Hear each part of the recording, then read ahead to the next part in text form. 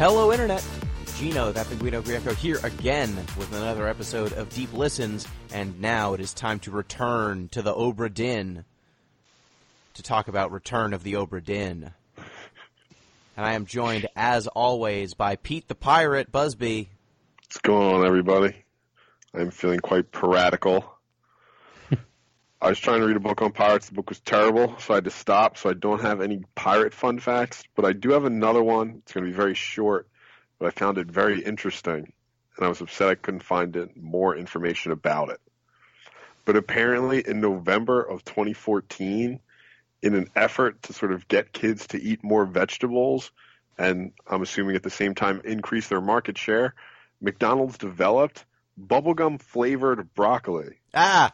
Ew. Yeah, apparently it was awful, and kids didn't like it, so they never did anything with it. I wonder why. Right?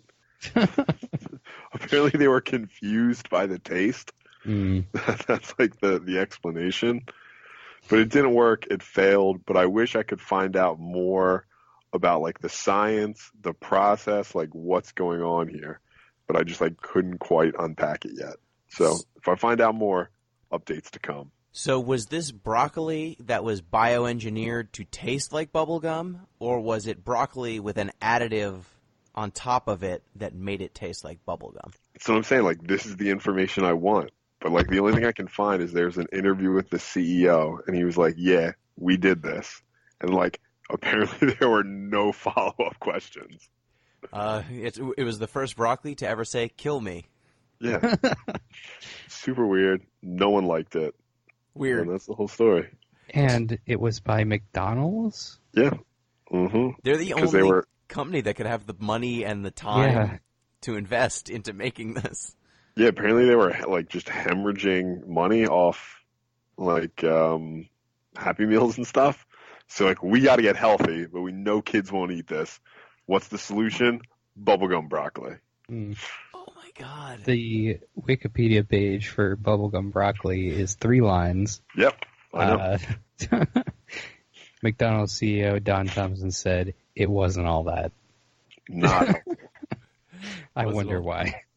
So if any of our listeners have additional information on McDonald's bubblegum broccoli, I am dying to know.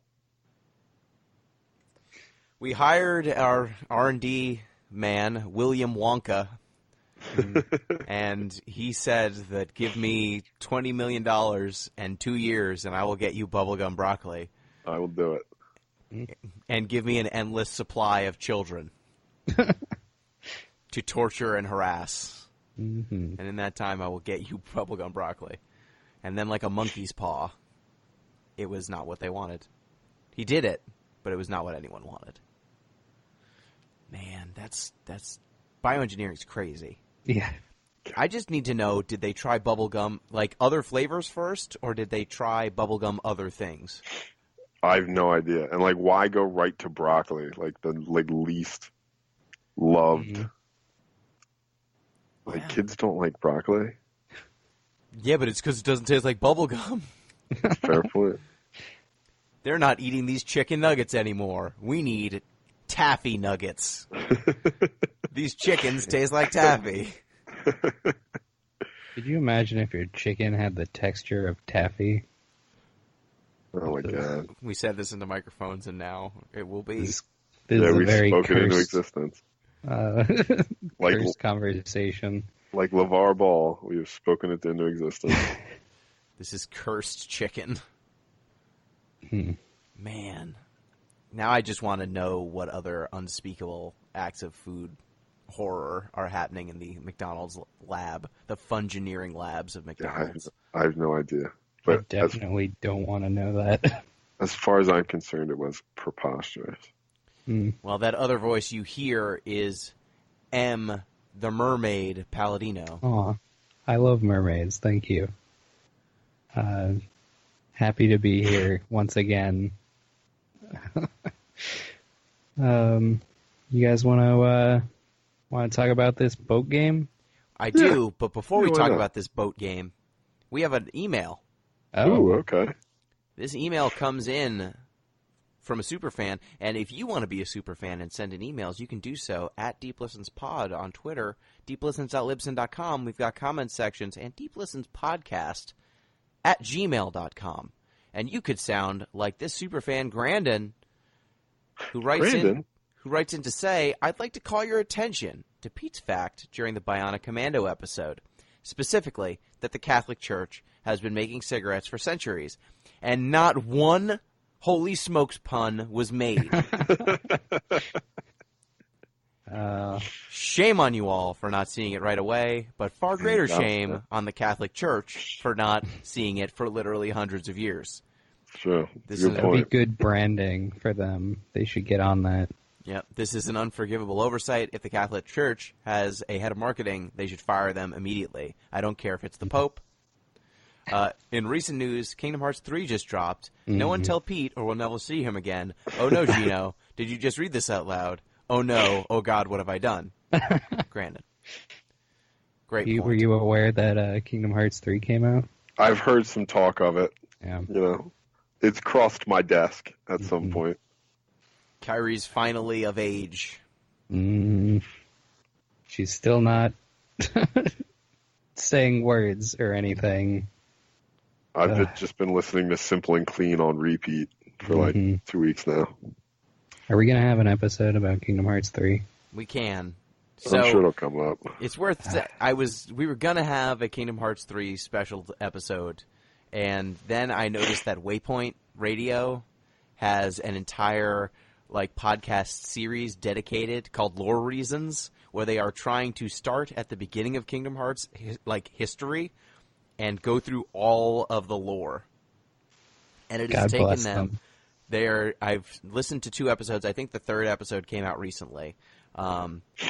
They are still not up to Kingdom Hearts 2 yet. Oh, boy. I mean, that sounds about right.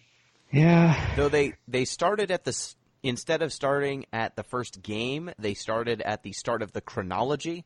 So there's a prequel game, and there are games that occur simultaneously with other games.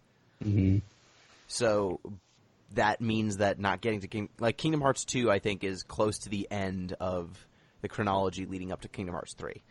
So it's not as bad as you'd think, but they've recorded over 4 or 6 hours of podcasts, and they still haven't finished everything. So it seems daunting and silly. Yeah. And also, we could not approach it with the level of seriousness and respect that they would. So if you're not going to do it right, don't do it. That could be the tagline of the whole Kingdom Hearts series. Just daunting and silly. Yeah. It's true. Daunting and silly, not to be treated with respect. But it's in consideration, and who knows, maybe at the end of the show, we'll be learning a little bit more about Kingdom Hearts. Oh, good. Who's to say? So, why don't we, with that in mind, descend into the Obra Dinn? Pete, you picked this game. What is Return of the Obra Dinn?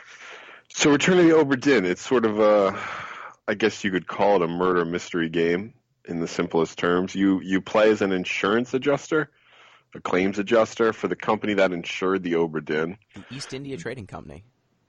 Just a wonderful company if ever there was one. No obnoxious, bloody history there. But you are a claims adjuster for the East India Trading Company. So the Obra Dinn returns, and there's just everybody's dead. Everybody's gone. It just sort of washes ashore. It's not quite a ghost ship because there are a couple corpses, but it's mostly a ghost ship. So your job is to go through the Obra Dinn and investigate how everybody died and sort of uncover this history using, it's called the Memento Mortem. It lets you travel back in time to the moment of somebody's death so you can find out how these people died, what happened to the Obra Dinn, and I guess ultimately decide how much the East India Trading Company needs to pay out. Yep. And your only clues are this compass that lets you see the moment someone died, and a book that contains some of the ship's manifests, like who was supposed to have been on the ship, some pictures that kind of showcase moments from when the ship cast it off, and some key events that occurred on the ship. And that's it. And some chapters, some like basic chapters that will be filled in as you kind of traverse the ship and find different bodies. So you have a kind of structure that's laid out in this book, but otherwise you have no information about anyone. And you can kind of jump in between the book. And every corpse you find kind of fills in another chapter of the book and gives you a person who was killed. And then you have to determine how did they die, who killed them, and who were they. And as you play, you kind of get access to more and more information to discern who these people were. Mm-hmm. Mm-hmm. So what did you both think of the initial kind of setup? Because when I first got on the ship, the game doesn't really tell you how to use the compass at first or like what's going on. What did you think of the game from just first start? I thought something was going to jump out at me the whole time. It was very spooky. You're just wandering through this abandoned ship, and then eventually you come across the first like pile of bones, and that's when you like see your compass pop out. And then it kind of works backwards, so you can kind of track the deaths in reverse. I think there's one guy in front of the door to the cabin's chamber that kicks it off. Yeah. And I was not, I had no preconceived notions about what to expect, so the way the game enters into these flashbacks, you take your compass out and there's like a weird like spiral that occurs, and then you just hear like a few seconds of audio, and then it comes into focus on a scene in like still movement of this guy just shooting another guy in the face. So that sort of set the tone, I think. Yeah. And you are in the position of the person who was murdered, basically. So you see a bullet just coming right at you. Mm-hmm. And it's basically just character models that are positioned, and everything is completely still, and you can wander around this scene as long as you want, basically. Mm-hmm. And something that I don't think we touched on, the look of this game. Mm-hmm. It is very specific. This game looks like a late 80s, or 80s, I would say, not even necessarily late 80s, like a 70s, 80s computer game. It's styled in that way. So you can actually go to the menu, and when you look at the settings, something I noticed was it would say what display setting you want, and it would say Macintosh. That's the default. And you can choose different ones. I was like, oh, that's kind of weird that they would assume that my monitor is a Macintosh. It's not a Macintosh. And then I changed the setting, like, oh, maybe I need to set it to, Asus or whatever. And when I changed it, it was like ZX Spectrum or, what were the other ones? Like Atari, or I think I'm getting them wrong. But they were different, specific, old computers, or like an IBM. And each of those different monitors would change the coloration of the game. So one of them is like white. The IBM one is this green color. There was one British computer that was purple. And so it would just change the look of the game. But it all looks like a reimagining of a almost text adventure, or like the art that would be at the beginning of a text adventure or something. Did either of you ever try changing? There's like a resolution or something, and one of them starts with like standard, and then you can go to sharp. And sharp, instead of making it like actually sharper, it puts like a box around the screen and makes it smaller. And there was another one that you could do that would like make it even more constrained. And then there were. Did you mess with the camera controls at all? I did. I messed with the sensitivity. I forget if that was camera controls or not, but I remember like the top one was just like illusion, illusion of control. I wish I could remember the precise names now. A mockery of control or something like that. That was it. Mockery of control. Like, I didn't need to adjust them. I just, like, and that just, it's the symptom. I shouldn't even say symptom. That sounds a little negative. It's just another indication of the attention to detail that this game operates under. Like, the deeper you go into these mysteries, the more sort of esoteric the clues become. And you can just see, the labor that went in top to bottom, even to the point where, the sensitivity controls even get a nice little pun. Yeah. And it's weird because when I went into the menu, there is an LCD option on the display, and it makes everything look pretty crisp. And it was too crisp. It was too much. I wanted it to look ugly in the way that it did. And it's striking. Like, this game, the game takes place in the middle of the night on this abandoned ghost ship with the full moon in the background. And just from the moment you step on that deck, it is one of the most unique-looking games I've ever played. Mm-hmm. And it really gets a sense of place almost immediately. It's place and time. And it's odd that it kind of evokes this old-timey, from our context, art style, 30, 40-year-old technology, to evoke the atmosphere of a game that takes place in the 1800s. Mm. So it uses an archaic technology or an archaic technology language to articulate something that's even more archaic, but does not have any, mapping. Do you think this will be like the future version of sepia? Like, when we want to make something look like old Western timey, it's like sepia and like a sped up sort of like player piano sort of tune behind it. Is this what it'll be in the future? Like, just like weird text graphics, and it'll be like, wow, the 1970s were a crazy time. Yeah, I mean, I think they already do that. I kind of hope so, honestly. Oh. I think that's what we're in for. But Mm-hmm. if we get more games with this sort of odd styling, I am all for it. Mm. Yeah. So once you start investigating the murders, there are some interesting decisions that they made with how you actually pursue this. So the first person gets shot in the face, and when you open up your book, you see this person, and you can fill in who are they and how did they die. And depending on what you choose for how did they die, you've got a bunch of options like decapitated, poisoned, crushed, stabbed, spiked, clubbed, shot. And then some of them have subcategories like shot, gun, crossbow, cannon. And then depending on what you pick, there's also a by whom.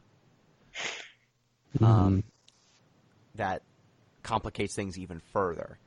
And the game kind of communicates to you whether you have enough information to ID a body by either filling in the picture of the person who has been killed or leaving it kind of blurry. So if you are supposed to not have enough information to solve something, they basically tell you, hey, you don't know enough. So keep playing. Mm-hmm. How did you find this system? How did y'all find this system in terms of focusing your attention? You know what I really liked, I think, the most about the system was the way it sort of cross-pollinates a lot for you. Mm-hmm. So sort of based on the information you get elsewhere, the character models change such that, okay, now I know that I can technically solve this. The game tells me I have all the information I technically need in order to prove. But, you know what the problem was really for me, or I guess what the solution was it seemed a lot easier to offload as much information as possible to like a standard paper notebook. Like at a certain point, all this technology was just like, no, never mind. I just want notes on paper. Did you take notes? Did you find you both took notes? Yeah, I did. I found it easier to just write my own, and then you sort of supplement it with, I wasn't going to redraw here's a photo of all 80 people on the ship. Yeah, I didn't take notes. I actually went through and I unlocked all of the scenes, and then once I had everything sort of laid out before me, I went around and I tried to fill in the blanks as I went. I found it a little bit more it was easier to piece together in that case. But I think writing stuff down would have probably been a good call. Yeah, I wish I did, because Mm-hmm. I took a similar approach to what you did, Em. Mm-hmm. And for me, when I took breaks, that was the Mm-hmm. problem. So I Yeah. played this game in a couple sittings, and when I played it in my first sitting, I had all of these scenes in my head. And Mm-hmm. then when I stepped away for a day or two and then came back to it, all of a sudden who these people were wasn't fresh in my mind anymore. Right. And the scenes would play out, and a lot of this game is just telling from how characters interact in these single moments, like who's near who. Mm-hmm. Are they wearing similar uniforms? Are they like who's talking to who in the moments before someone dies? And if you're not keeping in mind all the times this person showed up, it can be a pain in the butt to then reestablish all those relationships. Right. Because as you find more and more bodies, the game does do a good job of showing you every time someone shows up. Like, you can see every memory that someone appears in and where that memory took place on the ship. Mm-hmm. But getting from one memory to another memory means physically walking over to that corpse and going back into the memory. You can't just jump from memory to memory. At least I didn't find a way to. Mm-hmm. Which made seeing the exact spot where this person was over time difficult. And if I just maybe wrote down where they were, it might have stopped me from needing to do that. Mm-hmm. Yeah, like you mentioned, not taking breaks might help. I played it more or less in a 7-hour period a few days ago. Just powering through it, because in the past I played like Phoenix Wright and stuff like that. So that's also very much like logic driven. And if you like take any time away from it, you're gonna lose your spot. So I just plowed through it, and that probably helped. Yeah, I wish I did. Yeah. So, And then go what ahead. was the last part that you mentioned? Oh, that there's not really a lot of ways to jump between Right. body, like, memories, because you can re-enter the memories of when people died. But the way Yeah. you do it is by running back up to the corpse and pulling your compass out. Right. So if you're trying to figure out when one specific person died, for example, you need to remember whose corpse was it that gets you the memory that you need. Yeah. And there are some corpses that are like really significant for people who were not the person who got killed. Right. You know, maybe someone's talking to someone else in that scene, or someone is doing something kind of in the corner. You know, there are plenty of scenes in this game where one person is getting killed, and that's a main action, but the memory allows you to enter different parts of the ship, and you might find someone stealing something, you know, in another part of the ship. And so there's effectively two gigantic pieces of information there, but you need to remember who got killed in order to see, you know, who was stealing. Mm-hmm. And Yeah. because of that, it just made it difficult, because telling who the people are when they're corpses or bone piles can be tough. Mm-hmm. Yeah, and there are like maps on each page, like where the corpse is. So you can click on that, and it'll like tell you where to find the next piece of the puzzle. Like the one that I had trouble with was 3 guys go missing during one of the final scenes, and then you see them leave like in chapter 1 of that scene, and then in like 2 more scenes you see the boat that they leave on like capsize. And so that was the one where I had the most trouble, because I was just like trying to follow this 3 people who just disappeared off the boat, and then it's like in the background. So that was the one that like gave me the most trouble. And in order to find that, you have to jump from the first memory where they leave and then figure out where in the timeline they died. So that was just a whole to do, but I don't know. It was challenging. It was kind of fun, though. Yeah, and I think something that comes up is there's only a few corpses that are on the ship proper. Mm-hmm. Once someone is killed in a memory, if another person is dying or dead in the memory you jumped into, your compass will kind of shake, and it will let you jump to see what happened to the corpse that already exists in the memory you're in. And that's how you kind of are able to string this together, because there's only like a handful of bodies on the ship. But once you find someone who's died in another memory, kind of a shadow or an illusion of their corpse shows up where they died in that memory, or where they were dead in that memory, where you found them, which over time leads to the ship kind of becoming strewn with bodies. Yeah, it does turn into like a pretty gruesome, basically human abattoir at one point. Mm-hmm. Yeah, because it's at the beginning of the ship, it is almost pristine. You can't go below deck. You're basically just above deck, and there's just one corpse outside of the captain's quarters. And then from there, you eventually end up, having access to almost the entirety of the ship.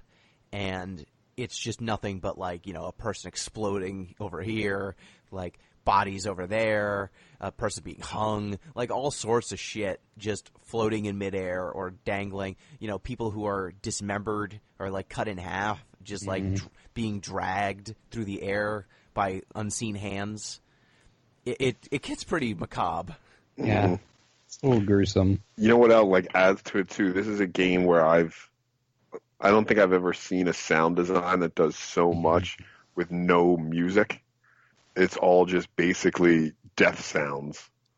Like, there's one, I won't give too much information about it, but there's one where you hear a guy getting crushed to death right after he goes to the bathroom. Yeah.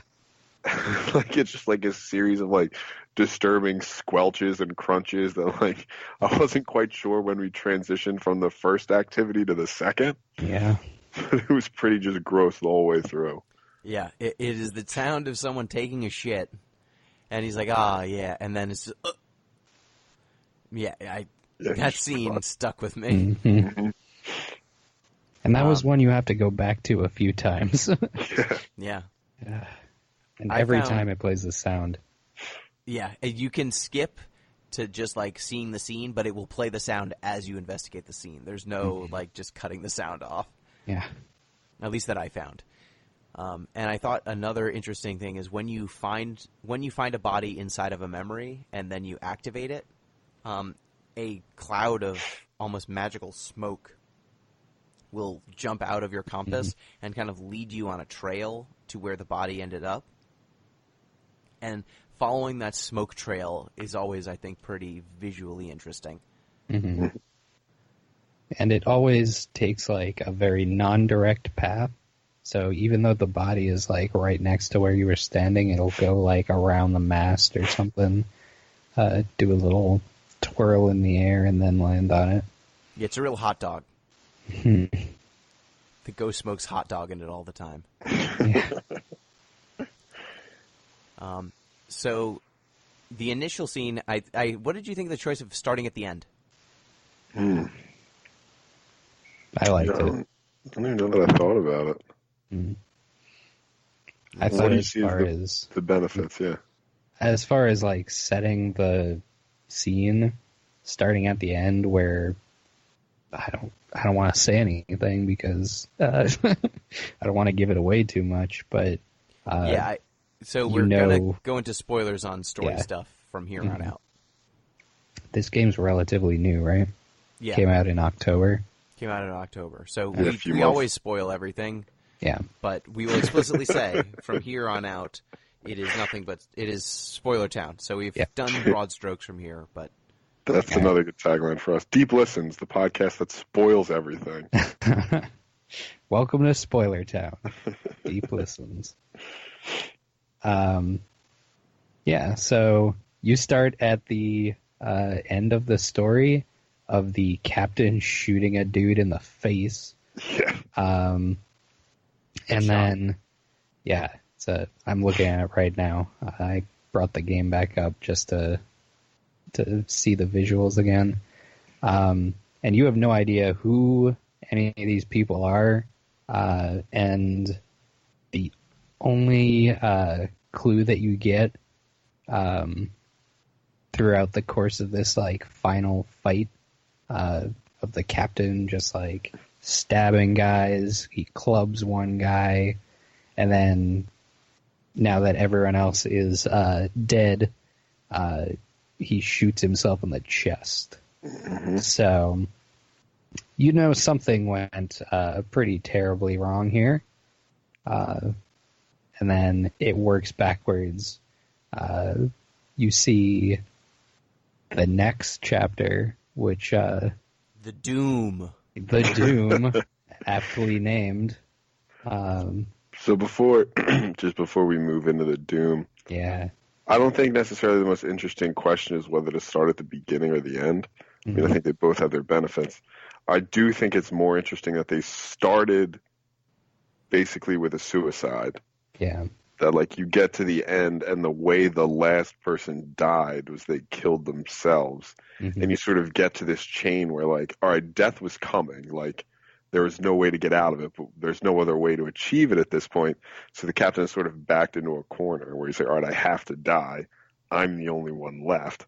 I guess I'll kill myself. Mm-hmm. It creates this nice sort of structure of inevitability that like, okay, prior to this guy, does anybody remember what the total number is? 60. 60. So prior to this guy, there's 59, and there's just a whole chain of death that was so inescapable. Ultimately, the captain just had to shoot himself to join it. Yeah, and I think the scene with the captain, because the game has these chapters and it will fill in where the scene is chronologically, and so it tells from the first body that you're in chapter 9, and of 9. And just seeing the captain like take someone down, and then he like wins a knife fight against another guy, and he just clubs a guy who's like sneaking up behind him. He's just this badass, and you can see like he's in fights with people, and then you're able to investigate the ship and see people climbing around that he would not have been able to know were coming. And after defeating basically 3 people one-on-one, or multiple on one, you start thinking like, okay, this guy was obviously hyper competent, at least at fighting. What happened here? How did this go so terrible? And why would he be shooting himself? And you find his wife kind of dead as well in one of the scenes, and that kind of gives you an explanation. Yeah. And at least for me, with the wife, that was when the game kind of revealed its system of telling you whether you're guessing these people's fates correctly. You have to get three total, like a multiple of 3 correct, and then it'll tell you that you had all 3 of those. Yeah, and it will basically eliminate them as possibilities for who's dead in future scenes. So, the captain killed himself. I think he shouts at one of the people that he kills, like, their name, and then he says his wife's name before, like, he's in front of his wife when he kills himself. So when you jump into her memory and you see her just, like, get crushed by something. So they're easy to figure out. But because you need to get all 3 correct, it can be hard to know where you're wrong if you have a problem identifying people, because it could be any of the ones you've guessed. So there were times where I felt like, oh, I'm pretty sure about these handful, but it wouldn't give me the all 3 correct. So I was like, oh, well, crap, I'm wrong, but on which one? And then I'm just second guessing myself all over the place because it could be any of them that are actually wrong. And then you develop, a new profound respect for the claims adjuster. Yeah. You're like, no, this is a tough job, but somebody's got to save the East India Company this money, and damn it, he's going to do it. Yes. So the first section, it's all very straightforward ship sort of stuff, There's a mutiny attempt. The captain puts it down, but no one else is alive, so he kills himself. But then when you get to the Doom, stuff starts getting straight up like this is a high adventure in the 1800s. Stuff gets supernatural real quick. Yeah. So there's a kraken attacking the ship. A gigantic octopus just tearing people apart. And more people than you'd expect trying to stab it with cutlasses. Yeah. Doesn't seem like an optimal strategy as far as I'm concerned. Yeah, and the Doom is aptly named. Like, there's people being just murdered by octopus tentacles everywhere. You go down into the cannon deck, and in there you find people trying to shoot it with a cannon, but the ship is being rocked by a kraken, so the cannons are flying all over the place, and shots are not going where they're supposed to go. And I found that this section, because when you get through certain bodies, it actually opens up other parts of the ship, and the Doom is what opens up the cannon deck. And seeing the moments that created the destruction on the ship, and then jumping back to the ship in the present day, I thought was really interesting, because you would see the scene where, like, you know, a cannonball's ripping through the ship, and then when you jump back to the present, you'll just see the void where the cannonball once was. And you can kind of piece together both how these bodies got there, but also how the ship came to be as messed up as it was. And you notice things that, on first glance, you might not have thought of, like the rigging. Like, one of the masts is bound together almost entirely with a rope. Like, it was clearly split in half, and they put it back together with the 1800s equivalent of duct tape. Yeah. There was like a weird amount of just, I don't know that I want to say required, but like the more you know about boating, the better off you are in the game. Like, if you know, like, steward seems pretty obvious, but you know, if, like, you know, oh, this is the guy who raises the mizzen mast, and there he is standing near the mizzen mast. Like, I had to like Google a lot of just boat terms in order to get things covered. Yeah, that was something that I am not very familiar with boating, and that was a problem for me pretty routinely. Like, because I did not know what these people did. Like, cannoneer, pretty, you know, or gunner might be a little obvious. Chef, doctor, these were ones I understood. But first mate, other than maybe they might have a different uniform. And I wasn't sure how much to, like, assume based just on how someone looks. All the time, because, you know, you're not supposed to read a book by its cover. But this game is all about reading books by their cover. Yeah. I assumed everything. If a guy had a fancy hat, he's probably important. You could play a lot of the game just based on the relative size of people's hats. Yeah. Yeah, I was wrong to not assume based on their hats Yep. that Accents they had a higher too. status. Like, if somebody's like, oh, that guy sounds pretty French, he's probably the French guy. Yeah. Like, one of the shipmates who gets killed in the Doom, who you're supposed to know, like, who they were pretty early. I was like, oh, no one said his name. Like, I guess he's got a lot of tattoos, but, you know, tattoos don't necessarily mean too much. But no, he was just supposed to be like a Pacific Islander because he had tattoos, and because of his name. Or the one sailor is like yelling at another guy. It's like, you filthy Dutchman. Yeah. It's Right. like, oh, there's only one Dutch guy on the ship. Yeah. There's like really weird links between people that will come up too. Like in that scene where he's talking about the Dutchman, he also mentions his brother. Yeah. Or like, I guess I gotta find out who died a long time ago. With the same last name. Yeah. So that was wild. Yeah, and then you're like guessing which brother's which. You just have to kind of swap the two and hope one of them is the third thing, the third name. And there were definitely sections where, like, the only information you had was this person looks vaguely Chinese, or this person looks Indian, kind of, or like they say, like, oh, he got sick in the Indian houses. And there are multiple characters of the same nationality, of the same rank, and there's no one calls them by name. And so you're just in process of elimination mode. Like, okay, what Indian people are left on the ship who I haven't ID'd yet? Mm-hmm.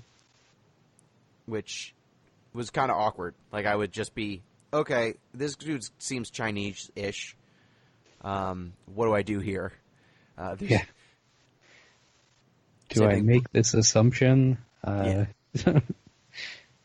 Yeah. Yeah, or like, this guy, I don't know, he's like a white guy with a beard. I guess that means he's Russian? Mm-hmm. Yeah, there's like I said, like this game has a lot of like very good attention to detail, but it also has these sort of like weird gaps where it's just like, all right, we need to indicate that like this character's Asian in some way. Like we'll just do it as, I don't want to say like stereotypically, but as just sort of like physically obvious as we can possibly make it. Yeah, and there's only 3 different pictures you have to go off of. One is when they're casting off, and it's all these people just being happy and like dancing around. One where someone's being killed at sea. Yeah, they're walking like the plank. Someone's being executed. No, they're like hung and then shot. Oh, is there? There's one where they walk the plank too, isn't there? I didn't see a walking of the plank. Nah, he's tied up. Like, he's not being hung. He's being shot by a firing squad. Right, but I think he's being shot while he's over the side of the boat, isn't he? Yeah, he's on the side of the boat. He's definitely on the side of the boat. Gotcha. Yeah. Okay. But they're not throwing him off the boat. They're shooting him shooting and then him into the ocean. into the ocean. Yeah. Awesome. And then there's a picture that's called, I think, Formosan royalty. Yeah. And it's got 4 people in it, and that was the best picture because that picture at least let me know, okay, these people were from Formosa. Right. There are 4 people. They are definitely from this country. There are 4 people from that country on the ship. Okay, process of elimination on them, and one name is a lady. So I know who that is at least. But it leads to you kind of making assumptions all over the place based on just names and general pictures. And the pictures are not like the greatest pictures. Yeah. No. But they're evocative. They're certainly evocative. So the Doom, interesting, like a Kraken attack, very straightforward. From there, I believe the next chapter you get, there's an attack of crab people. Yeah. Let's see. Let's look at Soldiers of the Sea. Yeah, what did you think of that section? Because the Kraken, wild. The Kraken is something that is pretty stereotypical for ocean tales. It doesn't necessarily have to be supernatural in the 1800s, for this sort of story. But once you get to Soldiers of the Sea, I think that it's very clear that something odd is going on. Yeah. Soldiers of the Sea I was fine with, and like not to jump ahead, but at a certain point it just sort of seemed like overkill. Like, I get that there's a connection between these supernatural events insofar as, like, you've stolen a sea treasure and now everybody's coming to get it. But, like, we get Kraken, we get crab people, we get mermaids. I feel like there's even something else I'm not remembering. I think you covered it. No, I think those are all 3. Yeah, it just seemed at a certain point like, okay, we get it, it's supernatural. But it was interesting for another reason I'll get to later. Little teaser for you. Ooh. So when you're kind of dealing with everything on the deck of the ship, when you're seeing these crab creatures kind of climb onto the ship and killing people, this led to one of my big problems with solving the puzzles in this game. Because there are some causes of death that I think overlap visually, and some attacker types that are options that I also think can be kind of confusing. So there are sections where there's an option for spiked and shot by a crossbow. Those are 2 different things. So shooting spines of some kind, I guess, is spiked. And there's also speared. And in some of these situations, there's so much blood, and what is doing the shooting can be kind of opaque. Like, there are definitely creatures riding crabs. and it was hard for me to know whether that creature was carrying a weapon, and if it was a weapon, is it a crossbow? Mm-hmm. And so I would lean towards this is a rider of a mount, and they are shooting a gun, shooting a crossbow, more primitive weapon or something. Mm-hmm. And the visual language there was vague enough, and you only see it happen so many times, that I was unable to necessarily pick the right choice. Mm-hmm. And they also have choices where, okay, if you were shot or if you were spiked, what spiked you? Actually, no, spiked I think always went to by a terrible beast. Mm-hmm.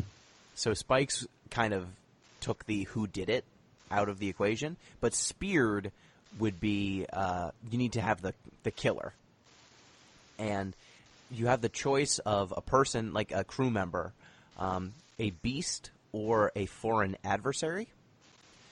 And this Soldiers of the Sea section, because there were riders on the crabs, I was like, oh, maybe this game seems to be operating in a space that's kind of generalized and vaguely racist. Mm-hmm. So could this be a foreign enemy in like an 1800s sort of way? Heart of Darkness sort of shit. Mm-hmm. We're mysticizing the people of, in this case, they're like sailing around the Canary Islands. So I was reading into it like, oh, these might be the British, because everything seems to be filtered through this lens of these people on the ship. Maybe these are foreigners, and this is just how it's interpreted. Or, they're people riding a ship, but maybe they're people riding a crab, And so I leaned foreign adversary, and that was always wrong. That is completely never the answer. It's always a beast. Mm-hmm. And that just led me to question, like, okay, well, then what is humanity? What makes someone a terrible beast versus a foreign adversary? Because some of these things, like the Kraken, very obviously, you would go animal, but there are mermaids, which are at least seem to have some sort of sentience. These crab people are like fighting, and they have arms and legs and seem to look vaguely like people on, from the top. But what makes them different? Mm-hmm. Yeah, I mean, I don't think. I think you're completely legitimate questions. It's just these aren't like ones that the game's interested in exploring, which then brings the question like, all right, then why even put that terrible adversary in there? Because it's never it. Mm. Like, why even provide that option? Yeah, it's a red herring sort of option, and I think that if you're going to have these kind of vague moments, then having all of these semi-redundant types of death, while it makes the game more difficult, I don't know that the difficulty here was because I did not understand what happened to this person. It was because I couldn't articulate. I didn't know which thing the game wanted me to think it was. Like, right. I saw one scene where in Soldiers of the Sea, someone's getting stabbed, but the thing they're getting stabbed with looked like a tongue, like some sort of spined tongue just coming out of a dark mass. And I was like, okay, is this getting speared? Is that a spear? Or is this some sort of appendage that's coming out? And so technically it's not a spear. Oh, yeah. I remember that. Mm-hmm. And there was like a bunch of fire and a bunch of stuff going on around that scene, so it was even harder to see what was happening. And I completely understood what was happening intellectually, but kind of when you're, I guess, an insurance adjuster, you need to describe things in a very specific way. I've got 20 ways to say someone died. It has to be one of them. Mm-hmm. So I thought Soldiers of the Sea was a cool visual because the crab monsters are the only, I would say, completely original creation. Mm. In terms of like, not like a part of like a traditional seafaring mythology. Yeah. Yeah. And they're very alien in that the first time that you like fade into a scene and see that, you're like, oh, what the hell? And they're just spearing people and cut their heads off, and it's very brutal. For a very brutal game, it's one of the most brutal things in it, honestly. Yeah, and the moment, like, most of these scenes start with, like, the last person who was killed, and then wind backwards. But when you start seeing these things climbing out of the water and people on the deck just, like, going about their lives, thinking that it's just a fairly ordinary ship moment, and you just see, like, 3 of these creatures climbing up the sides, it's really cool to be kind of this omniscient, almost semi-omniscient perspective. Yeah. And I think that starts off with the lightning strike, that chapter. Yeah.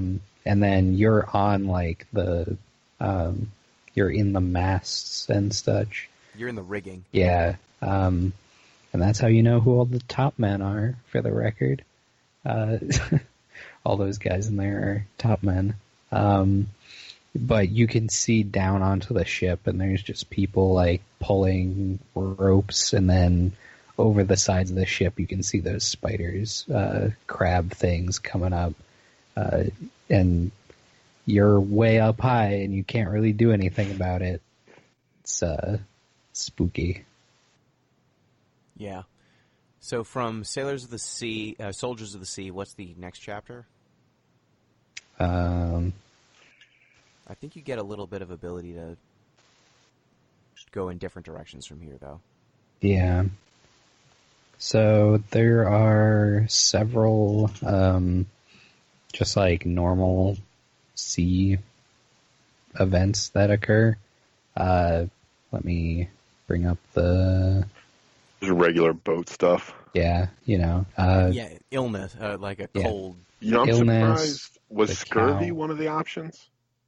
I don't think so. I don't Right. think so. Which is weird. I guess maybe this was past scurvy times, but like preposterous numbers of sailors died of scurvy. Like I was looking at something today, and there was some like expedition where there were 1,000 sailors, and 800 of some of them died of scurvy on the voyage. Got to get those oranges. Yeah, people just didn't understand how it worked. But that's neither here nor there. Yeah, and I thought it was interesting seeing all these goats and stuff just kind of on the dock or on the deck of the ship as all of this supernatural shit's going on. Like, no, we need to keep the goats. Yeah. Protect the goats! Just a bunch of chickens hanging out every so often while a kraken is attacking. Yeah. Yeah, there were times where I'm like, I want to see what's going on. What's up with this goat? How did this goat die? Did it die? It had to die. It's not on the ship when I got here. Sure, yeah. And they actually do that for one of the sequences. The East India Tea Company's going to have to pay for that goat. Yeah, right. Yeah, I mean, it's interesting to see these scenes where something fairly normal happens. And one of the things they do is that in the log, there are some circumstances where you just kind of find a body, and there'll be sections circled in the chapter that just have like a note written in, like in the deck, on the front of the ship or in the cargo bay, and that will tell you where a body is to start investigating. And one of them is like there's a head of a giant cow kind of strung up on the wall. And anything that has flies around it let you know that you can jump into that memory.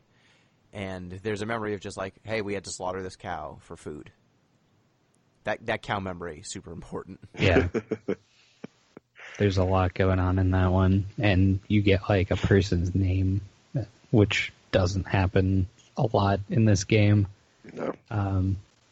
But of course, there's 2 people with that same name, so... I made that mistake. So fuck you. Yeah. Yeah. You need to know the person's name and their uniform. Mm-hmm. Yeah, and then some murder happens. Yeah. Lots of murder happens. But specifically there's a chapter called Murder. Mm-hmm. Some guy gets killed, and then a different guy gets strung up and shot, and it's a whole thing. Yeah, there's mutinies, multiple mutinies that are planned and then foiled. Mm-hmm. There's people who like rob other people. Some people try to escape and just like get on a boat and get out of here because it's freaking this ship is basically haunted. Yeah, because krakens and crab people are coming. Shit's going down a little bit. Yeah. I think the saddest death I saw was the one that's at the very first death on the ship. Mm-hmm. There's a barrel you can find, and there were flies around it. And I was like, why the hell is this barrel? All the other stuff that you find is fairly grisly, like, a leg or something hanging outside of a window. Mm-hmm. But this person it was just a barrel. And when you jump into it, apparently there was a stowaway hiding in a barrel. Yeah. And the cargo got dropped when it was being lowered down, and the person's dead in the barrel. Mm-hmm. And so there's just a body in there. I don't think the East India Company would be responsible for that one. No, they didn't pay out on that. Yeah. Not only do they not pay out on it, you don't have an option of guessing who it was, because it says, like, in certain sequences where something dies that's not one of the crew members, you'll just write in what happened and you don't care all that much. So like a cow was slaughtered for its meat with that scene. But this one is just like a stowaway met an unfortunate death. I see some unfortunate there. Can we talk about the fact that you're an insurance adjuster? Yes, please. Okay. So honestly, I thought the most interesting part of the game, and it's a very good game, it's very interesting itself, but I kept finding myself thinking about things that were going on outside of the purview of the game, but that must have happened or will happen based on the events of the game. So here you have the Memento Mortem. It's an incredible technology that basically allows you to rewind the past. So at some point, somebody must have invented this, discovered this, something. And either the East India Company was so financially dominant that they were able to buy it, or this person thought, oh, I can investigate the past. What's the best use of this technology? Clearly, it's insurance adjusting. Like, we can find out how these people died and how much our beloved East India Company will have to pay out. No, I think that in this game, they basically give you who has it and why. So this gets sent to you. The memento and the logbook gets sent to you by someone who was on the ship at the time. And so he was in possession of it. And as you go through the game, we don't have to go through all the story beats. Bad stuff happens on the ship. Finding out how is part of the fun. The Obra Dinn has a rough day. It does. Yeah. Very much. The rough day of the Obra Dinn. But one of the sequences, there's an entire chapter that says you can find out what happened in this chapter after you're done and you send the book back to me. And the whole game you don't get access to that until you leave the ship. And once you see all the scenes, like a storm starts kicking up and they tell you, okay, we got to go. And you don't have to run. You can go ahead and finish up whatever you were doing. It's fine. There's a light rain. It's fine. But once you actually leave the ship and return that, it jumps to a year later, and then you get the book back and the memento and a tool that will help you kind of jump forward to see the moment that was missing. And for that moment, someone put an animal inside of this section of the ship that's locked that you can't get into, and they kill it. Oh, whoa. And cut part of the animal, they have the animal's hand half, outside of the section of the ship, and they stuff the animal inside of this section and then shoot it so that its body will be inside of this chamber. See, I didn't realize that was the trigger that you needed to see the whole story. I was like, why'd they kill the monkey? I thought that was so strange, but now that you say it, I'm like, oh, they knew what they were doing at the time. The person who killed the monkey knew about either had the memento mori or knew about it and intentionally killed something and put a body in that room so that they could see what happened in that room. So how do you get the memento mori in the first place then? One of the people who used to be on that ship sends you Yeah. the memento and the logbook. But why you? Right? Like, that just creates another question. Like, why send it to an insurance adjuster? Because you're the person who's going to find out what happened on this ship and tell the story, basically. He just Via knows that triplicate. you're going to figure out what the hell happened on this boat. Okay, And so- that just creates another sort of interesting series of associations Yeah. where it's like, all right, if you want to find truth, like, who's the best person to do it? Well, it's the person with the largest financial stake in the truth. Who would that be? The company that has to pay out for all the catastrophes on the Obra Dinn. Yeah, a bloodless bureaucrat. Yeah. And it's really interesting because once you kind of figure this stuff out, you get to see just a little bit of your main character's dwelling. Mm-hmm. And in the final cutscene, you'll fill out the book and kind of put it on the shelf when you're done with it. And on that shelf, there's like giant diamonds and other like relics of other, I guess, insurance adjustment glories that this person has done. And it seems that they are like a mix of Sherlock Holmes and Leslie Knope or some. Yeah, like some like weird low-level mission functionary. Yeah. But that's the other thing I found myself wondering is, okay, at the end of the game, how does the East India Company decide what to pay out? Like, what's that's really interesting. Were you able to finish the game? Yeah, but I didn't see any like actuarial tables come up. Oh, You didn't? Oh, you didn't? Oh, No, did I miss something? Yeah, so maybe. I don't know if it only happens if you get everything. Oh, Correct, tell me or- more. no, it happens. Like, I went through and I completed it with only one thing I didn't finish. And it shows you the actuarial tables. Yeah, you get like, What? I don't know, it's like $29,000 in 1800s money. But if you don't complete every single log, you don't get the last bit, like the final piece of the puzzle. And you never find out what happens in that missing chapter. Yeah. So Okay, so if you don't finish the game 100%, you don't get that last chapter. yeah. Okay. The guy who sent you the book, he dies before he can send you the thing. So, Okay. spoilers.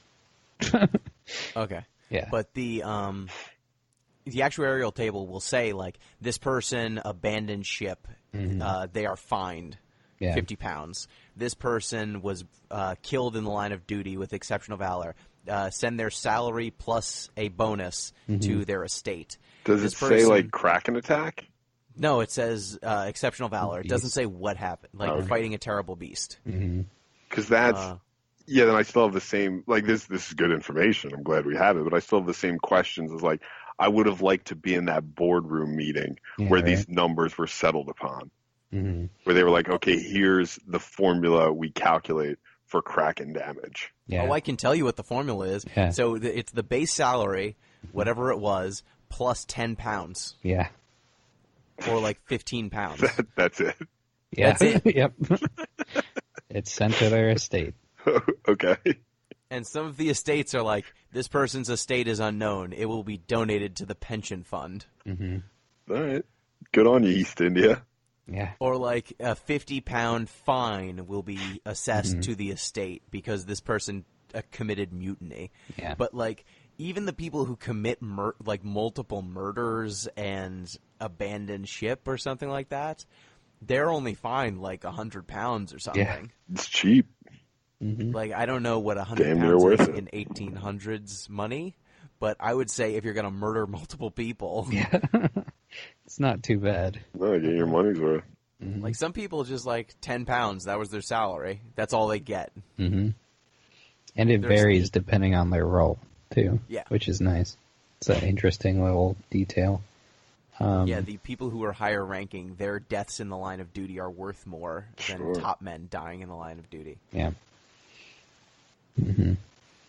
And you get all those numbers 1 week after you submit the the report, which seems a little fast, all things considered. Right, like Yeah, it's sort of like blasé, like, oh yeah, we see crab people damage all the time, like we'll just take care of this.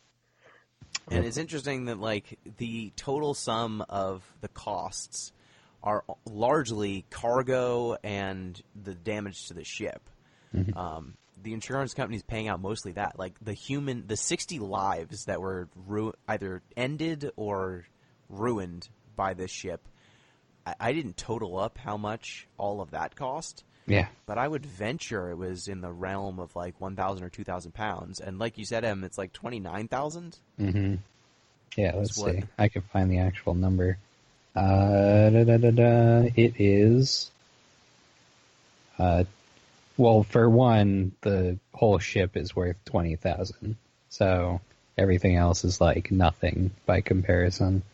No one is worth more than 100 pounds.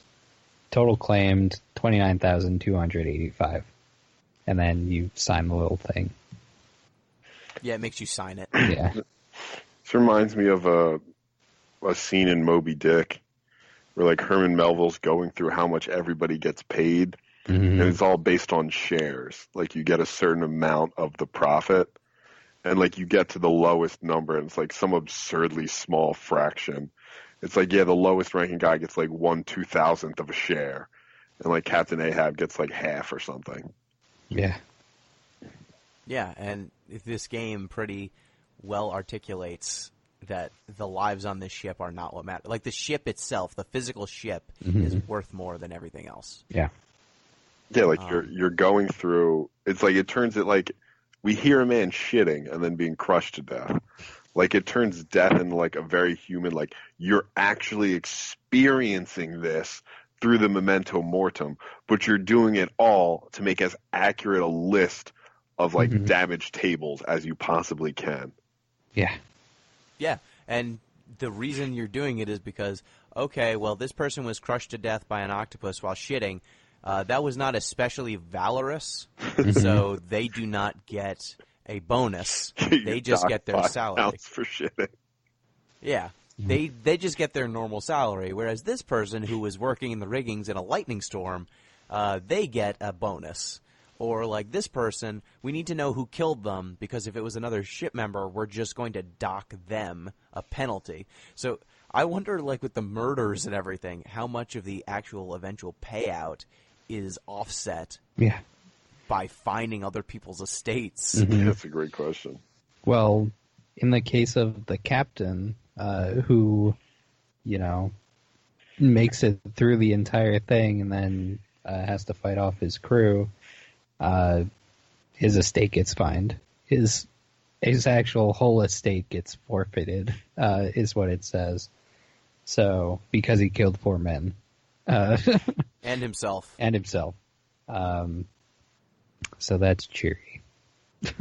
Yeah, so it's entirely probable that with the captain's estate and the other fines, that the insurance company actually is out no money on the murder, on the death. Yeah. On the grisly death. The ship, and the ship comes back. It's damaged, but it's still floating.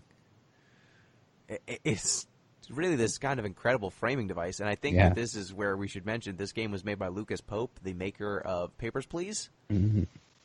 And almost entirely by him, which is really impressive. There's not too many people in the credits. And I think this game kind of follows along in his line of games that are largely critiques on capitalism. That this incredible tale is all bracketed by just the raw logistics of who gets paid what. Yeah. Why. It's much subtler than... I mean, Papers, Please is very direct, very in your face. But it's almost... It's more interesting for its subtlety. The fact that, like, there's just this sort of steady creep of, like, free market thinking, such that even death becomes tabulated and commodified and, valued in the market. Yeah, and how preposterous it is. Like, there's some people who escape the ship, and they are fined for abandoning ship. Yeah. And the ship is getting attacked by krakens and crab people. Like, the ship is bad. It's bad. Don't be on the ship. Abandoning ship is completely reasonable. And because they have abandoned ship, they are fined. They are docked like large sums of pounds. Like, some of them are, I think the people who escape and survive are docked as much as people who actively murdered other people. Mm-hmm. Because ultimately abandoning ship means giving up on the ship's mission, and that's what's more important than their lives. Mm-hmm. Mm-hmm. The responsible thing was to die with the ship. Yeah. It's basically the moral of the story, I guess. Yeah, or like become an insurance adjuster, I guess. Yeah. Get a magic pocket watch and Apparently become an it's the insurance coolest- adjuster. Yeah, it's the coolest, most lucrative job in the world, at least in the 1800s. Mm-hmm. Yeah. And I think that the game is very effective in that commentary, especially if you see it through to the end. Mm-hmm. Mm-hmm. Because ultimately these questions, if you don't answer them properly, you don't get the story, and also, like, you don't get to see the raw evaluation of people's lives. Yeah. And I wonder what happens if you aren't able to figure out, like, who killed who. Like, if you know someone was killed with a certain tool, but you don't figure out who killed them, is it just treated like you never solved their murder at all? Yeah. It doesn't count it unless you get all of the details correct. Okay, so if you don't get all the details correct, you can say this person got shot, but I don't know who shot them. Yeah. You can't do people a solid and say, like, oh, this guy got shot, but I don't know who. Mm-hmm. No. It just won't take it. Yeah, unless we know who had the gun, we don't care. Yeah. Quick question: Did you guys do any guessing? Like, did you have any luck with figuring stuff out on your own? Did you have help? What was the result?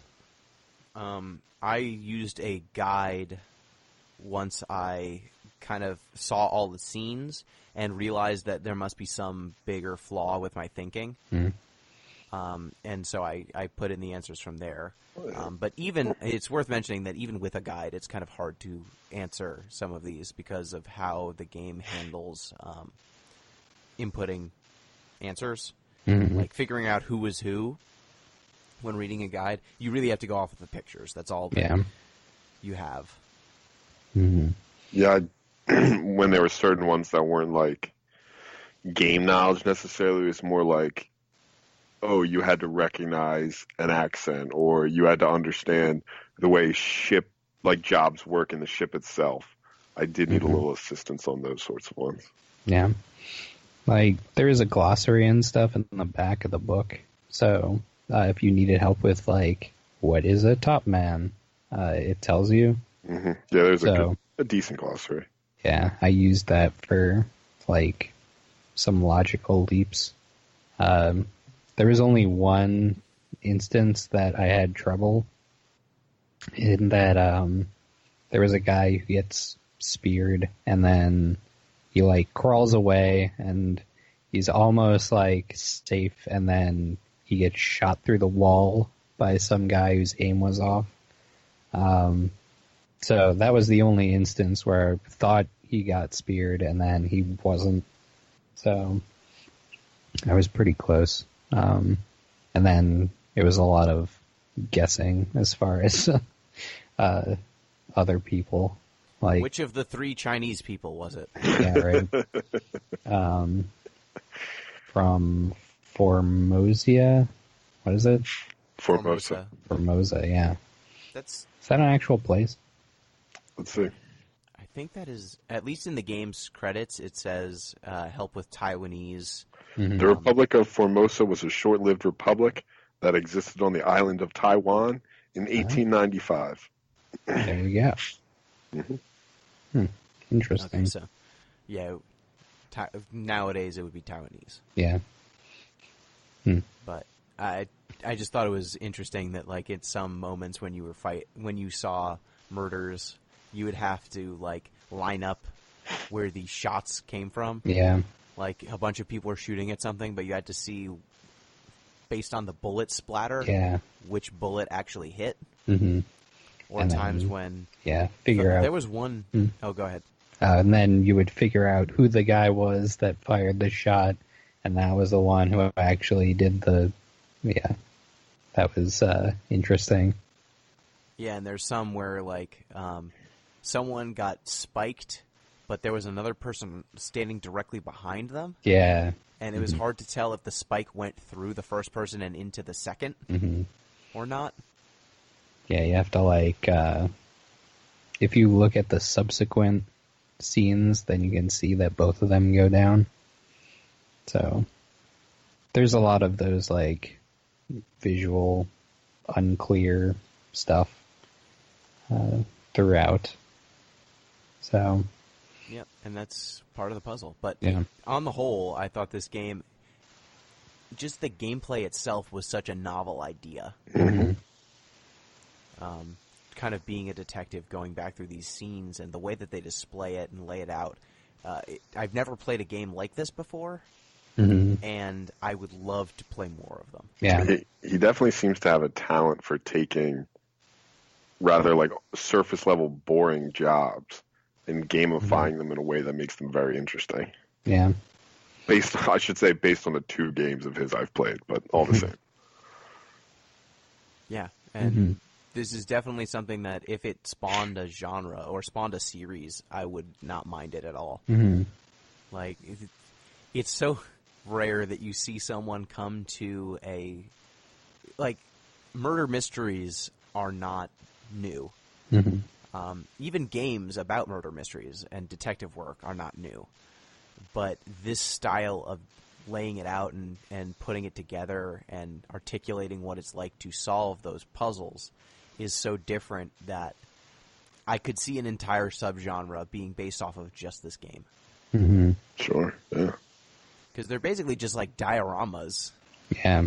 Murder mystery dioramas. And it looked incredible.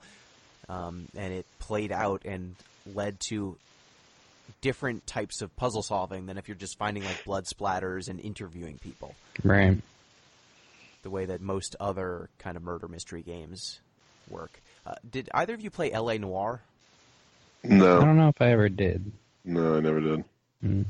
Yeah, that's a game about solving crimes in L.A. And you do a lot of similar, like you investigate, you find a clue, you take that clue to the lab, you find a suspect, you interrogate the suspect, and you figure out whether they actually did it, and then if you did a good job, they get caught. If you don't, you can finger the wrong person, that sort of stuff.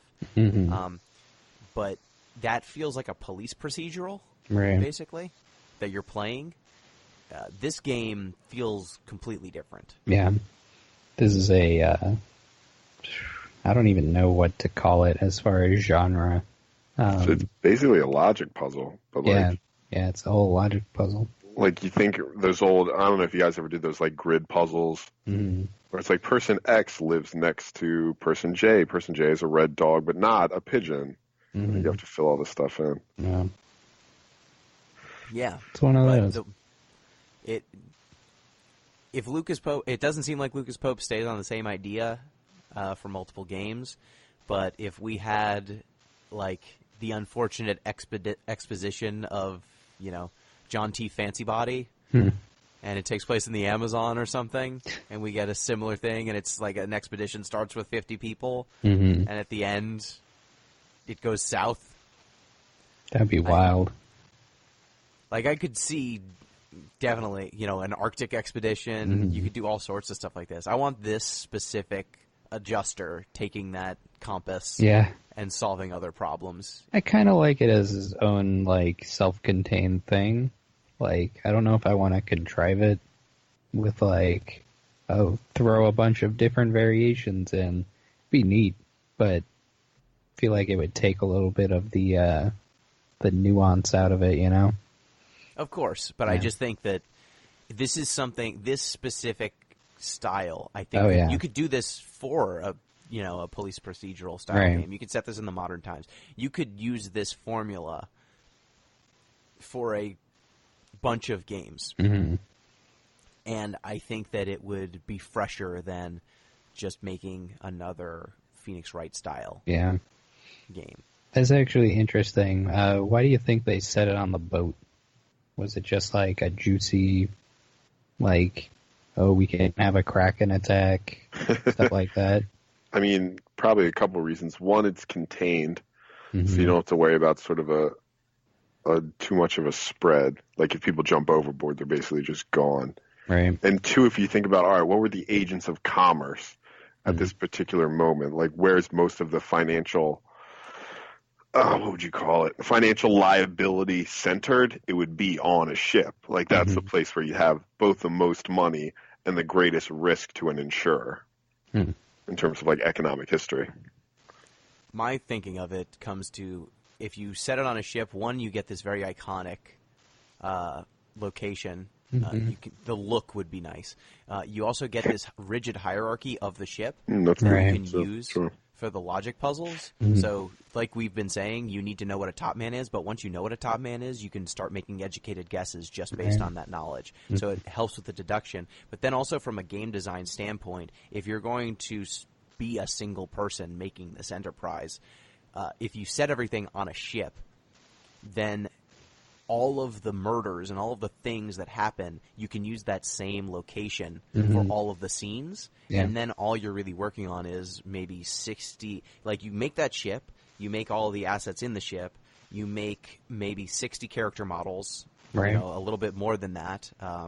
And then you repurpose and position those models over and over and over again, almost like a stop-motion film or something. And then you get so much more bang out of your buck. Like, this game manages to tell a very nuanced story with one ship, like a couple of dinghies that can be repurposed, barrels that can be repurposed, even the water. You don't see water. It's just like darkness. Yeah.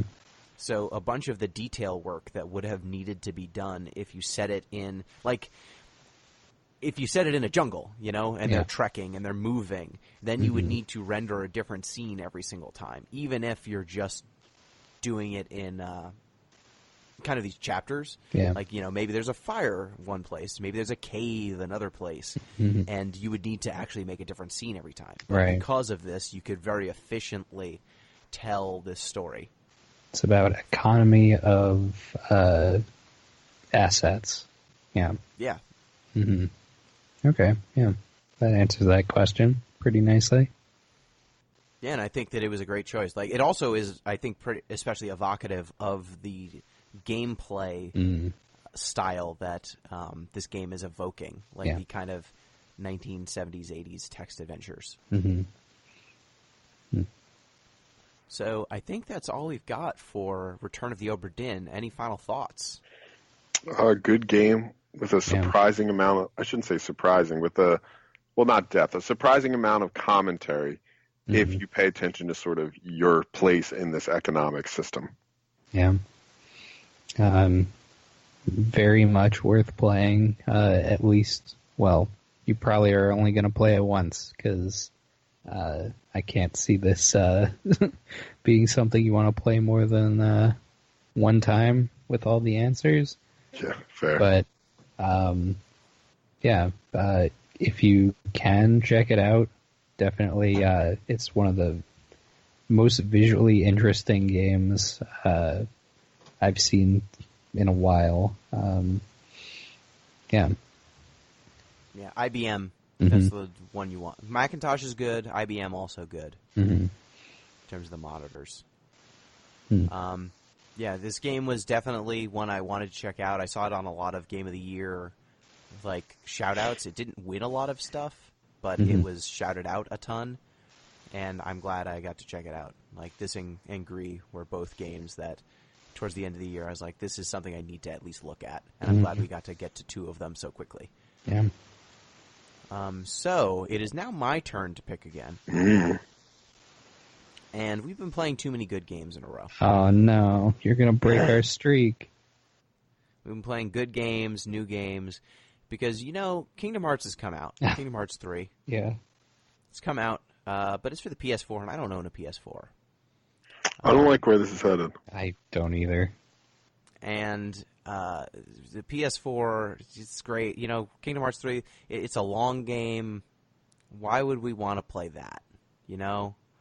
So I was thinking, why don't we play a game with a great story We've played Kingdom Hearts 1, so I think the only intelligent thing to do is play the follow-up to Kingdom Hearts 1. You might be thinking I mean Kingdom Hearts 2, but then you're an idiot. Because I mean Kingdom Hearts Chain of Memories for the Game Boy Advance. Of course you do. Are we going to have to play the Game Boy Advanced one? I mean, you can play it however you want. I'm going to play the Game Boy Advance one. I tried to play the remastered edition, and it was too annoying, and I stopped. Well, do we have to? Yep. Look, we had our dessert. Now we need to eat our vegetables. All right. I want to go back to the scene of the crime. Because Kingdom Hearts 1, there's some weird anime bullshit in that game, but it's mostly about Final Fantasy and Disney stuff hanging out at the same time. You get Mickey Mouse in a robe, there's Ansem, but, you know, other than that, it's fairly straightforward. It is Kingdom Hearts Chain of Memories when we started the bullshit in earnest. And I want to go back to the scene of the crime and see if we can find out anything about where this series ended up. And damn it if we can find out what the hell's going on. All right. I actually like the Game Boy Advanced version of this game. I might try to find that again. That's fair. It was the also, first Kingdom Hearts game. I needed it to be a mobile game. Yeah. Pete, if it makes you feel any better, the other things I was thinking of having us play were Toy Story 2 for the PlayStation 1. Jesus. Wait, so let me get this straight. I should feel better because you were going to pick even worse options? Actually, I think that's a better game than Kingdom Hearts Chain of Memories. So it's just a straightforward action platformer. Whatever. You know, I'm just going to play simple and clean and think about Kairi, and that'll get me through it. She's in this game. Good. I'm No, sold. she isn't. What? She isn't? I'm no longer sold. Is there a memory of her? She's got to be a memory at There some is point. vague allusions to Kairi. I'm back in. I don't think she appears. Back out. Mm-hmm. Well, it was this, or I was considering Kirby Superstar, but that seemed too good. Mm-hmm. And then Metroid Fusion was another one I considered, but we'll get to that at another time. I feel like we should have Billy on to guest appear if we're going to do that. But next time, we'll be playing Kingdom Hearts Chain of Memories. Roll in the muck with us, listeners. You can do so by sending us messages at DeepListensPod on Twitter, deeplistens.libsyn.com. We've got comment sections, and deeplistenspodcast@gmail.com. Send us your comments. If you think Kingdom Hearts has a good story, send us an email. We'll put it directly in the trash. If you have other comments to send us an email also. Thank you, Pete. Always a pleasure, especially when I get to pick the game. And I enjoyed this one a lot. Thank you, Em. Thanks for having me. I'm looking forward to whatever happens next time. Thank you, listeners. Till next time, peace.